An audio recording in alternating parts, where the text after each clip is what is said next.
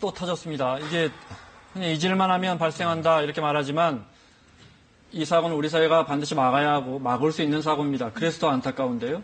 어린이집 통학 차량에 아이들이 갇혀서 숨지는 사고, 그 대책을 좀 찾아보겠습니다. 이번엔 경기도 동두천입니다. 네, 동두천에서 아침 9시 45분경에 네. 어린이집으로 가는 아이입니다. 5살의 아이입니다. 그런데 이제 외할머니가 데리고 나와서 네. 발에다 줬어요. 버스에 탑승을 정상적으로 했고요. 이 버스에는 운전기사, 네. 인솔교사, 그리고 아이들 8명 이렇게 타고 있었습니다. 네. 그리고 저 버스가 이제 어린이집에 도착을 합니다. 네. 그럼 기사와 인솔교사가 아이들과 함께 내립니다. 그런데 한 명이 덜 내렸던 겁니다. 네. 자, 그리고 이제 아이들은 들어가서 이제 공부를 하기 시작을 했고요. 간식 시간 지나고 점심 시간 지나고 아무도 이 아이를 찾지 않았습니다. 7시간 후에 아이가 없어진 것을 7시간 확인했고요. 네. 예, 버스 안에 드디어 이제 버스 안까지 확인하게 됐는데 아이는 버스 안에 있었고 7시간 시동이 꺼진 채 정차되어 있는 버스 안에서 전날 동두천의 이 온도가요 32도를 넘었습니다. 네. 33도에 육박했는데 실내 온도는 70도를 넘었을 것으로 추정이 되고요. 네. 안타까운 사고로 아이가 생명을 잃게 된 일입니다. 그 영상을 잠깐 다시 볼 수 있나요? 다시 볼 수 있으면 네. 준비된 영상 보겠습니다. 그러니까 외할머니가 4살배기 손녀를 업고 있죠. 네. 네. 이제 통학 차량을 기다리는 거군요. 그렇죠. 와서 이제 태우고 옵니다. 이건 출발하는 네. 장면이군요. 네. 이제 마지막 장면이겠네요. 할머니가 아이를 본 마지막 장면. 그리고 할머니는 가시죠. 네.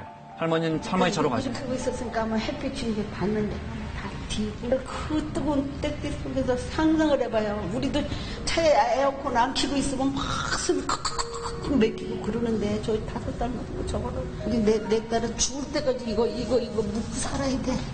지가 눈 감고 가는 순간까지 묵고 살아야 돼. 근데 어차피 나는 당한 일이지만은 앞으로 또 자라나는 애들이 이런 일이 없어야 돼. 또 있어서는 안 돼, 이게. 자, 또 있었으면 안 돼 하는데 거의 해마다 터집니다, 이 일이. 네. 모두 몇 명이 타고 있었죠, 아이들이? 아까 화면에서 보셨지만 차가 네. 그렇게 큰 차가 아니에요. 네. 9인승 차고요. 9인승. 운전기사. 네. 또 반드시 인솔교사가 동승해야 됩니다. 그렇죠. 동승교사, 그리고 아이 8명이 타고 있었습니다. 아이 8명 그러니까, 타고 있었고요. 예, 이게 네. 큰 차가 아니에요. 그러니까 인솔교사가 탑승하고 있었어요. 그렇죠. 인솔교사가 탑승하고 있었고요. 그럼 그 사람 먼저 내린 겁니까? 네, 이제 인솔교사의 말은요. 그 당시에 7살짜리 아이 둘이 막 심하게 장난을 치고 있었다고 합니다. 네. 그래서 거기에 신경을 쓰느냐고 미처 이 아이를 발견하지 못했다는 건데요. 이 작은 차량에서 진짜 뒤만 한번 돌아봤어도 아이를 발견할 수 있었을 텐데 네. 굉장히 안타까운 사고입니다. 저 가족이나 뭐 억장이 무너진다고 네. 하잖아요. 진짜. 네. 그 아이가 안 왔으면 네. 왜 누가 아이가 안 왔죠? 전화해 볼 수 있잖아요. 어린이집에서. 그렇습니다. 결석을 했는데. 그렇습니다. 그건 왜 안 그러니까 이 담임교사의 이제 이야기는요. 네. 자, 통상 저 어린이집에 한 90명 정도의 원아들이 있는데 하루 평균 한 10명 정도는 결석을 한다. 뭐 여러 가지 이유가 있겠죠. 네. 아파서 안 오고 가기 싫어서 안 가고 또 뭐 집안에 일 있어서 안 가고. 네. 그러니까 이게 결석 통보 확인도 안한 없이 거예요? 안 오는 아이들이 통상 이 정도는 있다. 그래서 그런 줄 알았다는 건데 이것은 사실은 변명이죠. 왜냐하면 우리가 일반적으로 초중고에서 학생이 안 오면 확인하지 않습니까? 네. 그리고 확인해보는 게 어린이집도 정상인데요. 사전 통보 없이 안 오면 부모가 미리 얘기할 수 있죠. 내일 네. 저희는 집안에 일이 그렇죠. 있어서 네. 뭐 어디 가족 행사가 있어서 아이를 못 보냅니다. 요즘엔 이런 교신들을 이 담임선생하고 그리고 학부모들이 하죠. 보통 기본적으로 하거든요. 네. 그런데 확인하지 않았다는 거. 자, 처음에 아까 말씀드렸지만 간식 시간에도 간식을 나눠주려면 아이들의 머릿수를 체크합니다. 네. 점심시간에도 아이들 점심을 먹이려면 또 머릿수를 체크합니다. 그래서 아침에 출석했을 때부터 하교할 때까지 이 아이는 그냥 담임교사는 오늘은 오지 않았구나라고 안일하게 생각했던 것 같아요. 그래서 외부 손님이 그날 있었고 매우 바빴기 때문에 네. 다 신경 쓰지 못했다 이 대목인데 그렇게 이 변명으로 일관하기에는 정말 이 아이는 지금 살아있을 수도 있었다는 점을 생각해보면 네. 있어서는 안 될 일이고 얼마든지 막을 수 있는 일을 우리가 자초한 것 아닌가 하는 안타까움에 네. 정말 이게 저는 생각이 좀 어지럽습니다. 네. 이렇게 차량 갇힘 사고는 이번 달에만 벌써 2번째입니다. 네.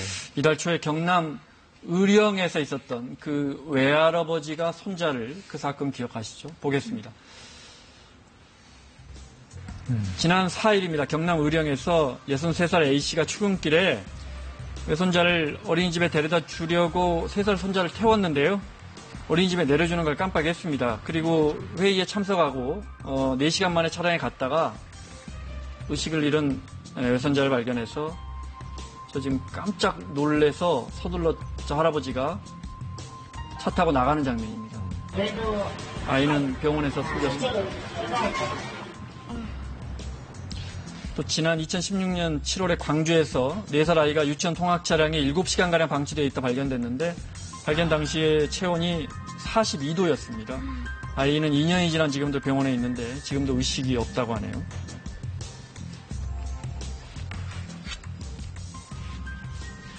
애가 제일 마지막에 타갖고 어린이집에 도착해서 그 내릴 때 그걸 확인 못했다는 게 제일 원망스럽죠. 처벌은요? 운전기사나 인솔교사 처벌하겠죠? 저런 경우에? 처벌을 받죠. 네. 물론 아이를 고의로 방치했다면은 우리가 생각할 수 있는, 고의는 아닐 거고, 당연히 이제 네. 과실로 방치를 했을 텐데요. 과실치사입니까? 네, 그럴 경우에는 말씀하신 대로 과실치사상죄가 되고요. 지금 아이가 사망했으니까 과실치사인데 네. 이게 본인의 업무상 과실이기 때문에 업무상 과실치사죄로 처벌될 가능성이 매우 높죠. 네. 부검한다는데. 부검하는 건요. 처음에 저희가 봤던 사례. 네, 이번에 뭘 밝히자는 겁니까? 이제 차량 안에 블랙박스가 있었는데요. 네. 그 사고 부분이 블랙박스에 이제 나와 있지 않는 겁니다. 네. 예, 그렇다 보니까 우리가 지금은 이 아이가 사망한 원인을 추정은 하지만 네. 정확한 그 사고 원인 그리고 사망 원인을 찾기 위해서요. 이제 그 유가족이 부검을 결정을 했고요. 그래서 네. 부검 결과 우선 1차적으로는 어떤 외부에 의한 어떤 충격으로 사망한 것은 아니다라고는 나왔어요. 근데 자세한 어떤 그 부검 결과는 조금 더 이제 지켜봐야겠죠. 네. 그런 생각도 듭니다. 손자를 숨지게 한 거죠. 네. 그 할아버지 같은 경우도 그렇고 처벌받을 텐데 그 할아버지도 과실치사 혐의가 있는 그렇죠. 거죠. 근데 이게 처벌로 될 문제인가 싶기도 해요. 지금 제가 댓글을 좀 봤더니 처벌 강화해야 한다, 무기징역에 처해야 한다는데 네. 그걸로 이런 사고가 막아질 것 같지는 않아요. 그래서 그 사람들이 이 자신의 어떤 책임의식을 가지고 할아버지도 정말 친손자인데 네. 그게 이 바라는 일이었겠습니까? 절대 아닌 거죠. 그 할아버지 스스로는 이미 형벌을 받은 것 이상으로 고통스러워하고 있는 상황이에요. 평생의 네. 그 고통을 지고 그렇습니다. 가겠죠. 네. 차라리 큰 벌을 받고 싶은 마음도 있으실 것 같아요. 네. 그런데 그 할아버지가 그날 이 협동조합에 참여하고 있는데 이사회가 있어서 운전을 하시면서 회의 생각만 하시다가 네. 이 손주를 어린이집 내려다 주는 걸 깜빡했고 뒤에서 잠든 걸 모르고 파킹을 했고 4시간 방치돼 있다 점심때 회의 다 마치고 내려와 보니까 손주는 네. 이미 숨진 상태고 그러니까 이 안타까운 일들이 벌어지는 건 뭐냐면 인간은 완벽하지 못하다. 인간은 부주의하다. 이걸 우리가 자각해야 되는 거예요. 네. 스스로의 사명감이나 그 작은 소명의식을 가지고 생명들을 돌보기 위한 노력을 매일매일 반복적으로 해야 되는데 그렇지 못하기 때문에 해외 같은 경우에는 네. 슬리핑 차일드 체크라는 제도가 있는 겁니다. 네. 그러니까 저는 스쿨버스에는요. 간단해요. 돈 드는 것도 아니에요. 네. 맨 뒤에 버튼이 있어요. 네. 그 차량에서 마지막으로 내리는 운전기사는 차를 끝까지 한번 쭉 가서 모든 좌석을 살펴보고 네. 그 버튼을 눌러야 자동차의 문이 정상적으로 잠기지 네. 그렇지 않고 그냥 운전석에서 내려서 문을 닫으면 비상벨이 계속 울리게 만들어져 있는 겁니다. 네, 네, 네. 이게 돈 많이 드는 장치겠습니까? 하나씩 살펴보겠습니다. 네, 부착하면 되는 거죠. 네. 그러니까 지금부터 대책을 이야기하겠습니다. 네. 그럼. 네. 전에 외국은 아이들만 남겨져 있어도 아. 처벌받잖아요. 네네. 전에 왜 맞아요. 밤에 우리 판사 부부가 가서 잠깐 마트에서 살려고 애들 맞아요. 놨다가 처벌받았잖아요. 네, 작년 일이죠. 네. 게다가 얼굴까지 다 공개가 네. 됐잖아요. 그렇죠. 우리는 차량에 어린아이 남겨둔다고 네. 해서 그거 자체만으로 어떤 처벌을 받지 않는데요. 네. 미국의 20개 주에서는요. 이 사진은 빼죠. 중요한 사진이 아니니까요. 네. 네. 이 아이를 차량 안에 방치하면요. 불효자가 현행범으로 체포되고요. 우리 그 괌 사례처럼 네. 현행범으로 체포되고 당연히 처벌을 받는다고 합니다. 네. 이 캘리포니아 같은 경우에는요. 6살 미만의 아이를 15분 이상 차 안에 두면은요. 벌금형에 처하고요. 네. 아이의 상태가 만약에 위중하게 된다면 굉장한 중범죄로 처벌을 받게 됩니다. 뿐만 네. 아니라요. 지나가던 사람이 차 안에 아이가 혼자 남겨져 있는 걸 봤어요. 근데 그거 신고하지 않으면 그 사람도 처벌을 받아요. 네, 캘리포니아 이런 데는 덥기 네. 때문에 제가 알기로 그렇죠. 텍사스나 이런 데는 해마다 피해가 수십 명이 나더군요. 주차장 같은 데서 네. 이제 그 미국은. 마트의 파킹lot 같은 데서 이런 사고가 많이 나서 네. 계속 이 신문에 나고 계속 이 중범죄로 처벌을 받고 네. 그걸 단속하고 하거든요. 근데 이제 거기 네. 뭐 땅덩이도 넓고 이제 그러니까 말씀하신 대로 캘리포니아, 텍사스, 네바다, 아리조나 다 마찬가지입니다. 괌도 그렇고요. 네. 그런데 지금 그럼에도 불구하고 철저하게 단속을 하기 위한 제도는 강화되어 있는 것 같아요. 네. 부주의한 이제 부모나 네. 부주의한 사람들은 처벌을 받는 건데 네. 우리나라는 지금 제도 자체도 미비하다 이렇게 네. 보여집니다. 처벌보다도 대책이 그렇습니다. 중요할 것 같은데. 예방해야죠. 네. 영상 준비됐으면 보겠습니다. 네. 이런 방법들이 있을 것 같아요. 경기도 용인시 한 어린이집 차량인데요. 아이들이 하차를 하면 운전자가 차량 안 뒤편과 차량 그 밖 앞뒤에 설치된 무선통신 장치에 휴대폰을 갖다 대야 됩니다. 네. 이거 갖다 대지 않으면 차량 기사와 통학 보육교사 휴대전화에서 1분 간격으로 계속 경보음이 울립니다. 확인 안 할 수가 없는 거죠. 좋든 싫든 항상 이렇게 실내를 확인하고 차량 외부도 확인해야 된다는 거. 그래서 네. 사고 날 염려 없이 좀 안심이 된다는 거죠. 네. 말씀하신 슬리핑 차일드 체크랑 좀 비슷하네요. 그것도 좀 설명을 해. 네. 자, 이것도 방법일 것 같고요. 네. 그 슬리핑 차일드 체크는 뭐예요? 아까 잠깐 말씀해 주셨는데요. 이제 운전자가 이거는 차량 내부 제일 끝에 이제 거기 그 버튼을 눌러야만 버튼이 설치돼 있고. 네, 버튼을 눌러야만 그러니까 귀찮더라도 가야겠군요. 네. 그렇죠. 네. 버튼을 눌러야만 누른 후에 시동을 꺼야 되고요. 그렇지 네. 않고 시동을 끄면 이제 계속 비상벨이 경보가 울리는 울리는 시스템입니다.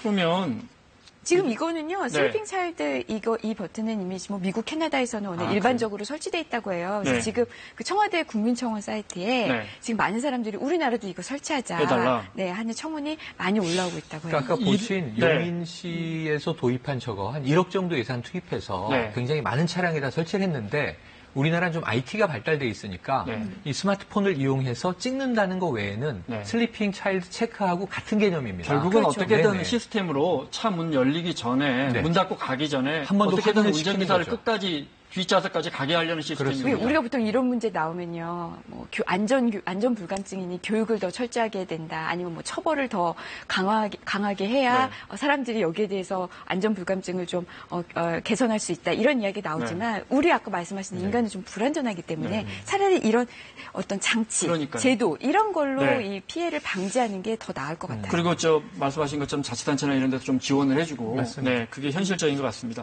자, 마무리를 해야겠습니다. 최근에 보면 통학버스에서 저 본 것 같거든요. 이렇게 아이들 끝까지 확인하지 않은 스티커도 예. 많이 붙이고 다니고, 네. 우리 사회가 대응을 안 하는 건 아니에요.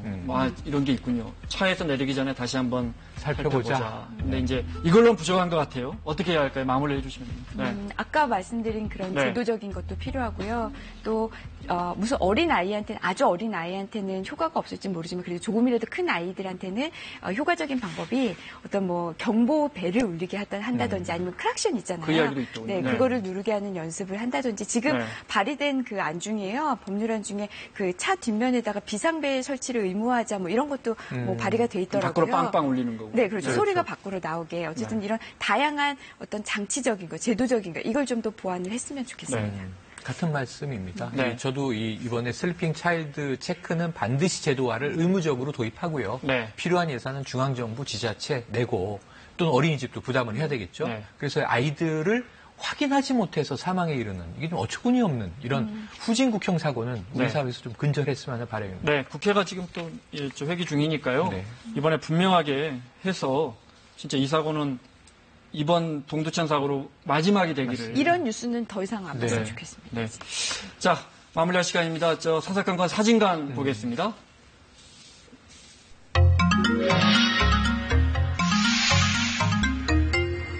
방문길에 나선 여야 5당의 원내대표들 어제 출발했잖아요. 네. 자, 이 중에서 갈 땐 사이좋게 웃으면서 갔습니다. 가장 속편한 분하고 특히 가장 속내가 불편한 사람을 꼽으신다면서요. 제가 속 편한 분은 잘 모르겠고요. 네. 속이 불편하신 분은 아무래도 노회찬 원내대표의 가능성이 네, 크겠죠. 최근에 이제 뭐 그 드루킹과 관련해서 네. 뭐 정치 자금을 불법으로 받았다 이런 이야기가 오가고 있으니까 네, 노회찬 네, 원내대표. 굉장히 네. 가시는 길에 이제 마음이 불편하실 것 같아요.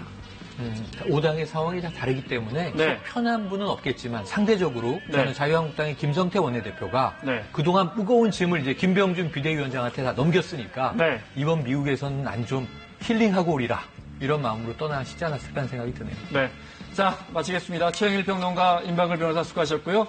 사사건건 내일은 최민희, 진수희 전 의원과 함께 돌아오겠습니다. 고맙습니다.